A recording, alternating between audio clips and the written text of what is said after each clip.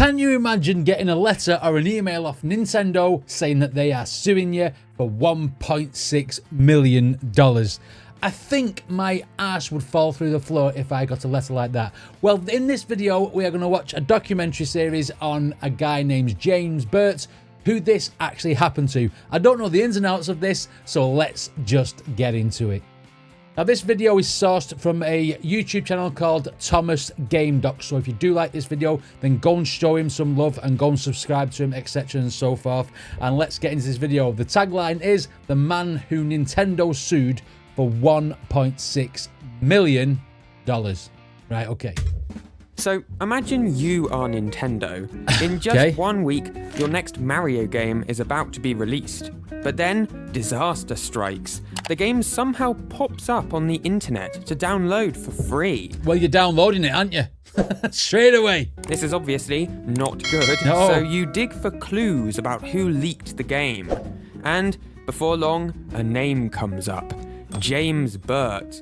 You Okay, decide did he to work sue for him Nintendo? for $1.5 million. Here's what happened. Okay. I've got a feeling that this James Burt maybe have sneaked a copy of this out of Nintendo themselves and then just like created the document for distribution online. Maybe sold it to people for a tenner. You don't know. You don't know, do you, with piracy? Let's see what happened anyway. First off, we need to talk about Australia real quick. Okay. Now, Australia is generally pretty unlucky when it comes to video games. Games generally cost more and come out later than the Sucks for rest them. of the world.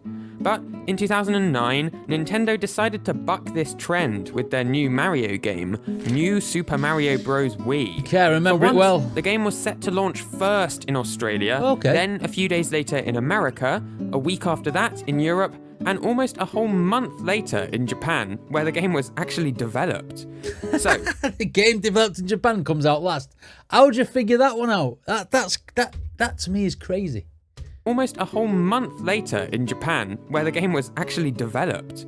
So, November the 12th, that was when New Super Mario Bros. Wii was set to be released in Australia, the Right. earliest date in the world. And one person who was paying close attention to that date was 24-year-old James Burt. At the time, he was living with his parents, and he was a huge gaming fan. He'd bought just about every major console that came out since he was a teenager. And he also liked to chat on online gaming forums. And it was these forums that got him into so much trouble later on. Now, according to his father... So he didn't work for Nintendo. He's done this on a games forum. Right, okay. As a parent, I can tell you that he's a very quiet lad. He's a fanatical computer game player to his detriment. That's James Burt's father. Right, okay. Forums that got him into so much trouble later on. Now, according to his father, as a parent, I can tell you that he's a very quiet lad. He's a fanatical computer game player to his detriment. So, yes, this is James Burt. Now, one day, James was shopping in a large Australian shop. You'll have to guess which one. When he noticed something, that new upcoming Mario game, New Super Mario Bros. Wii, was available early. This was November the 6th, a full week before the official release date. Okay. James Burt grabbed the game and took it to the checkout, and they let him buy it. He was the first person in the world outside of Nintendo to own this game. And he was I'm not being funny, right? If he's got this game first, like a week before release, and they're selling it in the shops, then surely that's the shop's fault for distributing the game early, isn't it not? Oh, anyway, let's see where it goes. Be happy about it.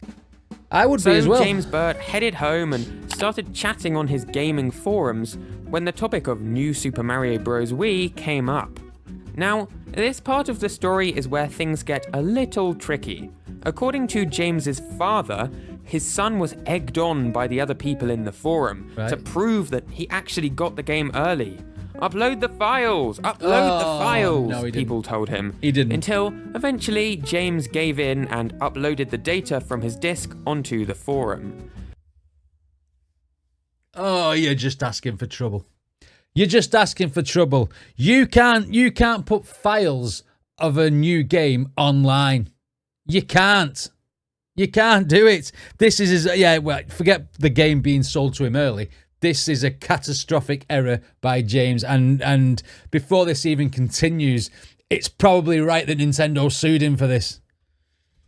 Now, it's worth pointing out that Wii games actually have certain copy protections that mean that people couldn't actually just double-click on the files James uploaded and start playing the game. However, it didn't take more than a day until members of the gaming forum had broken through these copy protections.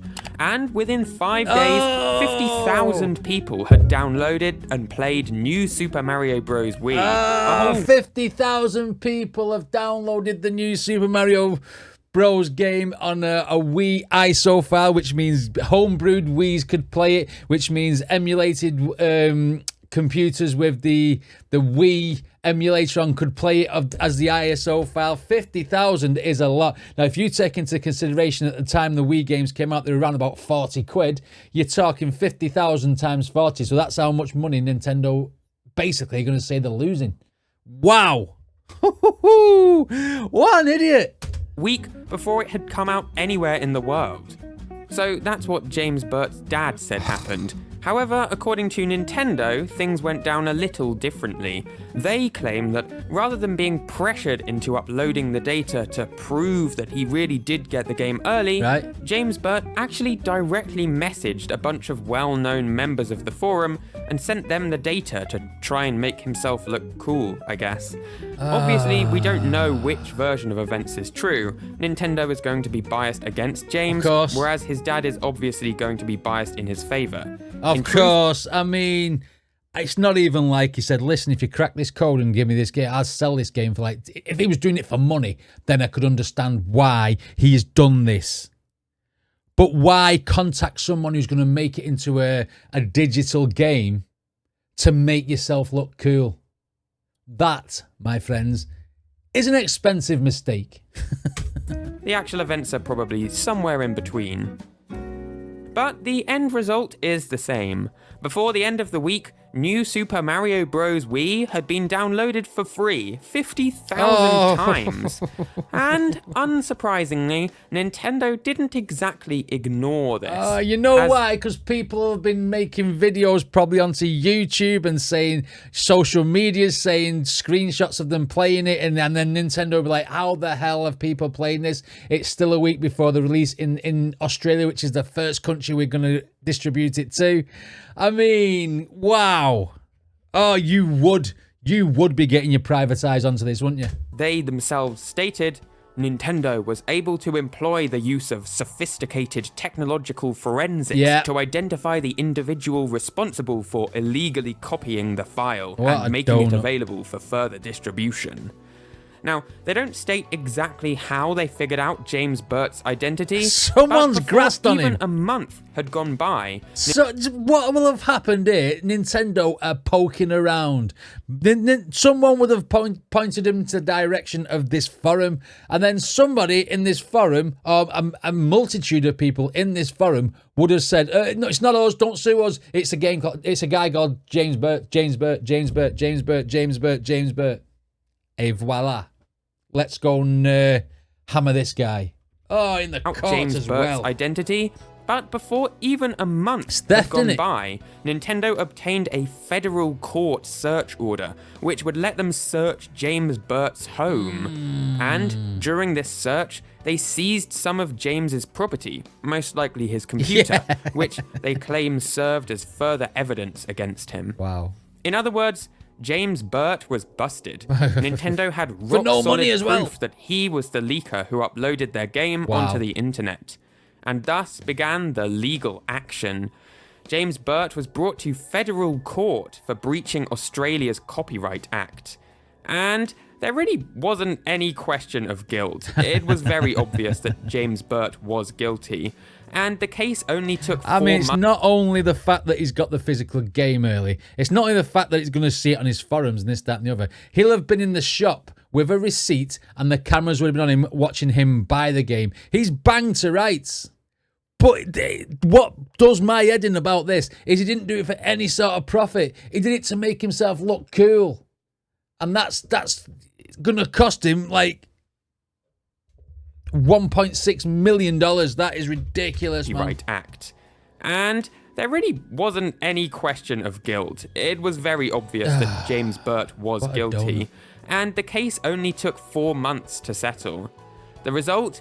James was ordered to pay 1.5 million Australian dollars to Nintendo to recuperate the lost sales Nintendo could have made. Yes. Or, as Nintendo phrased it, the legal proceeding resulted in a settlement in which the individual will pay to Nintendo the sum of $1.5 million by way of damages to compensate Nintendo for the loss of sales revenue caused by the individual's He'll be actions. paying for that the rest of his life. However, that wasn't the end of the demands.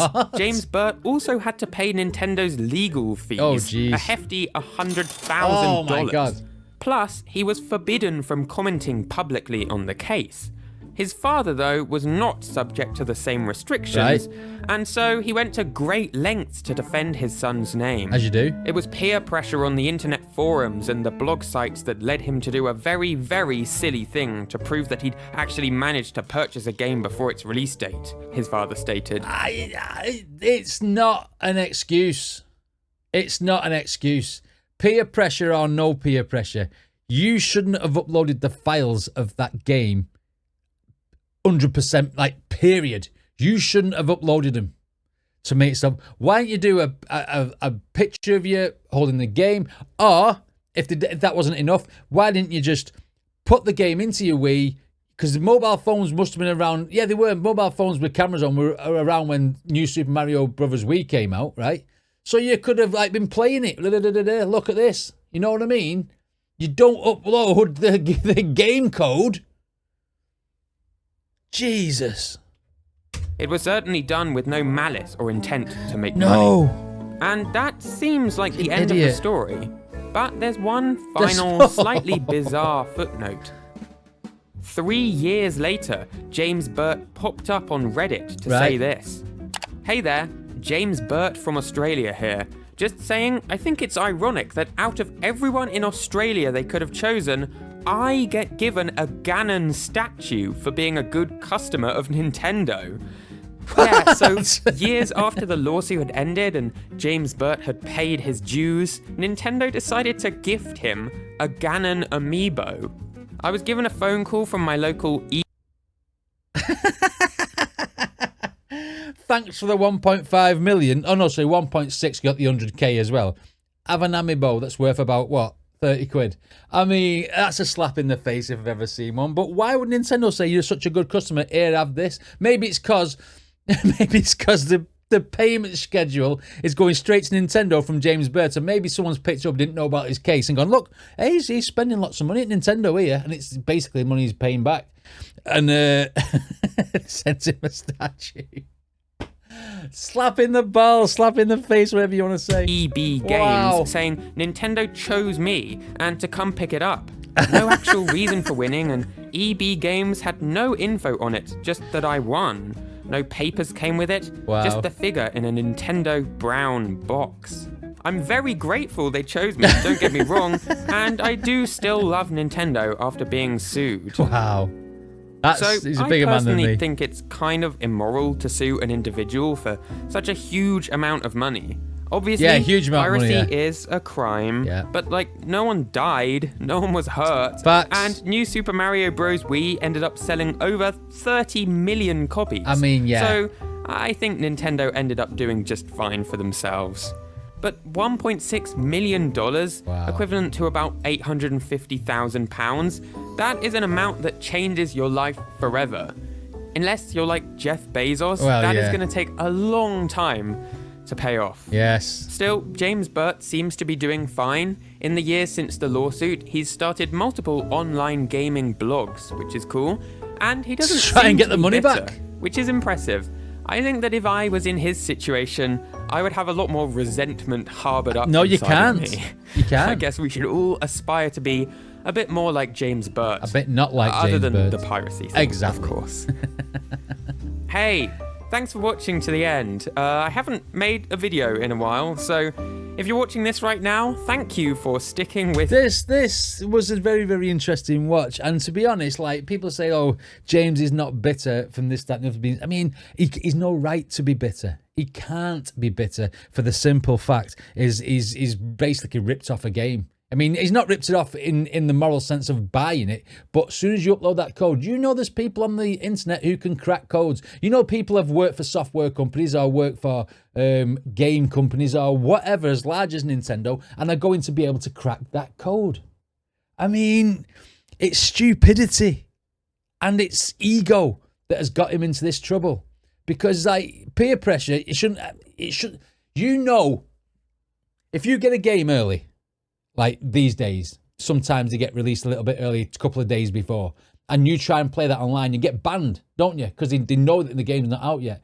Back when the Wii it wasn't online, was it? The Wii was just like a console. You put your game in, you play it, right? So if someone's obtaining 50,000 copies of that game, where's that game come from?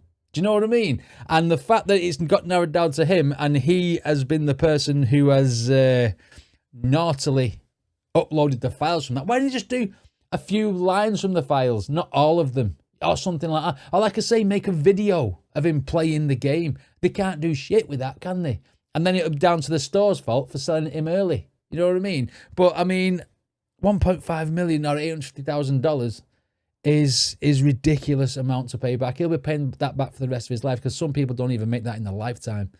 No wonder he has to resort to doing gaming blogs, because he's going to need to get some money from YouTube or whatever to get this back. So maybe people should go and support him as well from his dumbass mistake. Anyway, what did you guys think of this video? Let me know in the comments. Don't forget to check out the original video, and I'll see you next time.